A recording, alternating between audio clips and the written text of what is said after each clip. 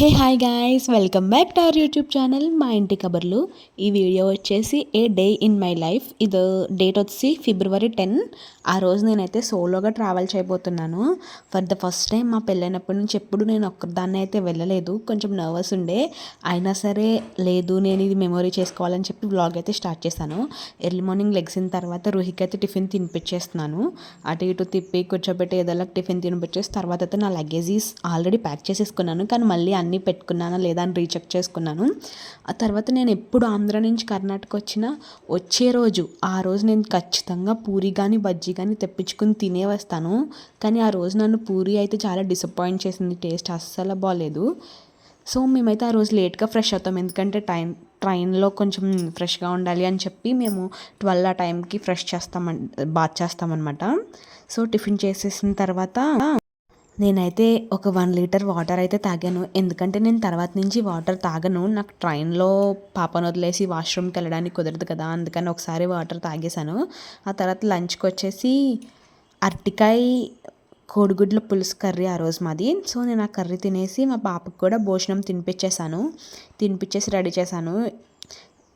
తర్వాత నేనైతే బాత్ చేసేసి వచ్చి రెడీ అయిపోయాను. ఇంకా టైం అవుతుంది అని చెప్పేసి నేనైతే నాకు కంఫర్ట్గా ఉండి 2 పీస్ సెట్ అయితే వేసుకున్నాను. మాయిశ్చరైజర్ అయితే ముఖ్యం కదా, ఏసీలో ట్రావెల్ చేసినప్పుడు స్కిన్ అంతా డ్రై అయిపోతుంది కదా. తర్వాత నేనైతే కుంకుమ గట్ట పెట్టుకుని రెడీ అయిపోయి బాబా దగ్గర దండం పెట్టుకుంటున్నాను. ఫర్ ది ఫస్ట్ టైం నేను ఒక్కదాన్నే వెళ్తున్నాను, నాతో పాటు పాపను కూడా తీసుకువెళ్తున్నాను, సేఫ్గా రీచ్ అయ్యేలా చూడు అని చెప్పి. సో బాబా దగ్గర దండం కూడా పెట్టేసుకుని కింద నుంచి అయితే మా బుడ్డి కూడా పెట్టుకుంటుంది. ఈ లోపు పడింది కుర్చీలోంచి, కొంచెం లిప్ అయితే పగిలింది.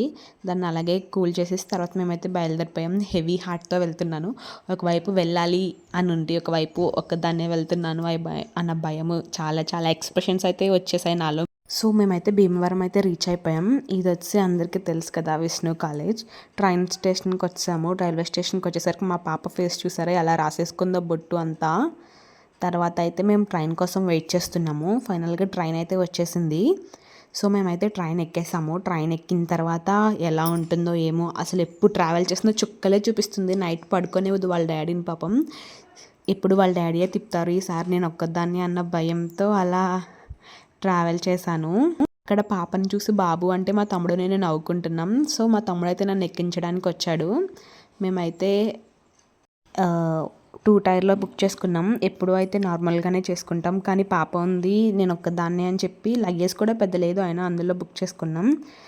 తర్వాత నా లక్ ఏంటంటే ట్రైన్ ఎక్కిన తర్వాత మార్నింగ్ దాకా అసలు పాప సీట్ దిగలేదు, నాకు చాలా కోఆపరేట్ చేసింది. అలాగే మేము రాము స్వీట్స్ నుంచి కూల్ కేక్ అయితే తెచ్చుకున్నాం, మాకు చాలా ఇష్టం అక్కడ. సో ఆ పేస్ట్రీ అయితే ఇద్దరం తినేసిన తర్వాత ఈ బ్లాంకెట్స్ అన్నీ తీసేసి మేమైతే నీట్గా వేసుకుని పాపకి భోజనం తినిపించేసి పడుకోబెట్టేశాను.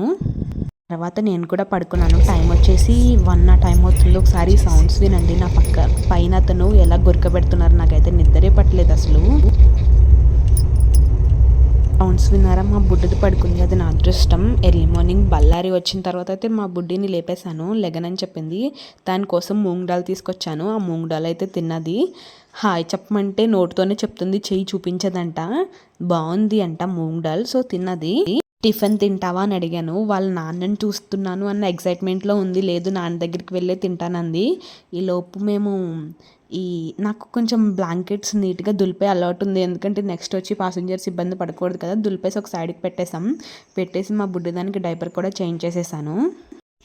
మా బుడ్డి డైపర్ చేంజ్ చేసేసిన తర్వాత ఇంకా స్టేషన్ దగ్గరికి వచ్చేస్తుంది అన్నప్పుడు గేట్ దగ్గరికి అయితే వెళ్ళాము. అక్కడ డోర్ వేసేసి ఒక అంకుల్ అయితే నుంచున్నారు, వెళ్ళొద్దు అని చెప్పి. ఇంకా అంకుల్ మాకు సైడ్ ఇచ్చిన తర్వాత వెళ్దామని అక్కడే కూర్చోపెట్టాను పాపని. సైడ్ ఇలా కబోర్డ్స్ లాగా ఉంటాయి కదా, చాలాసేపు పాపం అలాగే కూర్చుంది. మేము 10 minutes ముందే వెళ్ళాము డోర్ దగ్గరికి. ఇంకా తర్వాత డోర్ క్లోజ్ చేసి ఉన్నప్పుడు నేను డోర్ దగ్గర పెట్టి సన్ రైజ్ని అయితే క్యాప్చర్ చేశాను. భలే ఉంది కదా, ఆ మౌంటైన్స్ చూడండి ఎంత బాగున్నాయో. దిగనని చెప్పింది. సో మేము ఇంకా ట్రైన్ స్టాప్ అయ్యేదాకా కూడా అలాగే కూర్చొనే ఉన్నాము. నేనైతే నుంచున్నాను. ఫైనల్గా వాళ్ళ నాన్నని చూసి తన రియాక్షన్ చూడండి, ఎంత స్మైల్ ఉందో తన ఫేస్లో. వాళ్ళ నాన్నని చూసి వెనక్కి పడిపోతుంది అంతే. సో ఆ రోజే మా మ్యారేజ్ యానివర్సరీ అనమాట. సో నేనైతే తోరణగల్ స్టేషన్లో దిగి అక్కడి నుంచి బైక్ మీద అయితే ఇంటికి వెళ్ళిపోయాము. అదిగోండి మా బైక్. మేమైతే ఇంటికి వెళ్ళిపోయాము ఆ బైక్ మీద. ఇంటికి వెళ్ళినప్పుడు దారిలో కూడా వాళ్ళ నాన్న దగ్గర ఫ్రంట్లోనే కూర్చుంది, అసలు బ్యాక్కి రాలేదు. వాళ్ళ నాన్న హెల్మెట్ పెట్టుకోవడం అన్నీ కూడా అలా తీక్షణంగా చూస్తుంది. చూసి 20 డేస్ పైన అవుతుంది కదా, మిస్ అయింది పాపం వాళ్ళ నాన్నని. అదిగోండి ఎలా చూస్తుందో బుజ్జిది. నేనైతే ఇంకా ఆకలి వేస్తుంది అంటే ఒక హోటల్ దగ్గర ఆపారు. నేను మసాలా దోశ తినేసి ఇంకా స్టార్ట్ అయిపోయాం. ఇది వచ్చి కమలాపూర్ ఏరియా అనమాట. మొత్తం ఫారెస్ట్ ఏరియా చూడండి ఎంత బాగున్నాయో అటు ఇటు చెట్లతో. నేను ట్రావెల్ చేయడానికి మెయిన్ రీజన్ అయితే మ్యారేజ్ యానివర్సరీ. ఇది పెళ్ళైన తర్వాత 3rd ఇయర్ కదా, మిస్ అవ్వకూడదు అని చెప్పి అయితేనే వచ్చాను ఇక్కడికి.